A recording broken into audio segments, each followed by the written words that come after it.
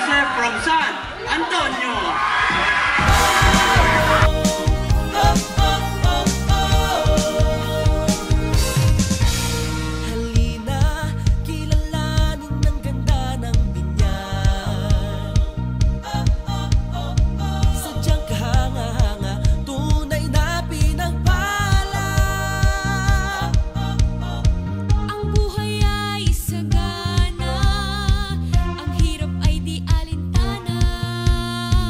Kailinis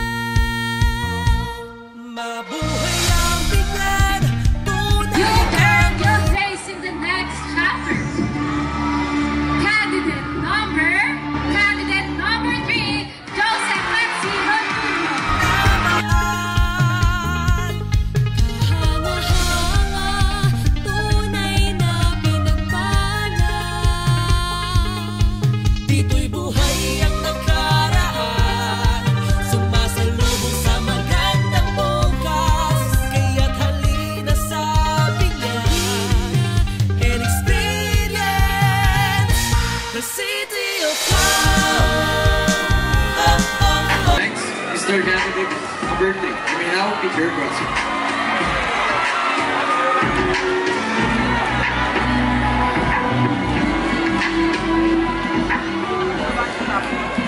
So hello, candidate number 2. So you picked question number 12.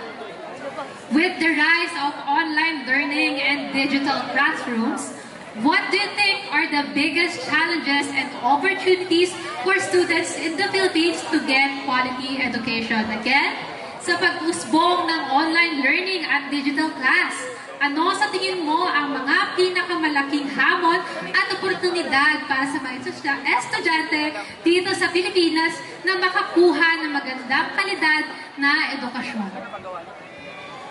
We all know that education is really something important in this world.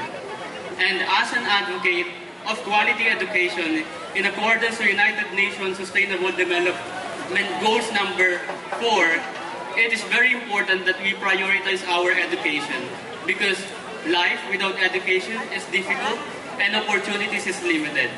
And through that, I do believe that one of the challenges of us as students in the quality of education is in equal access to opportunities, basic services, and quality education. That's why I believe, as for Servinian 2025, education is the key that unlocks the door to endless possibilities.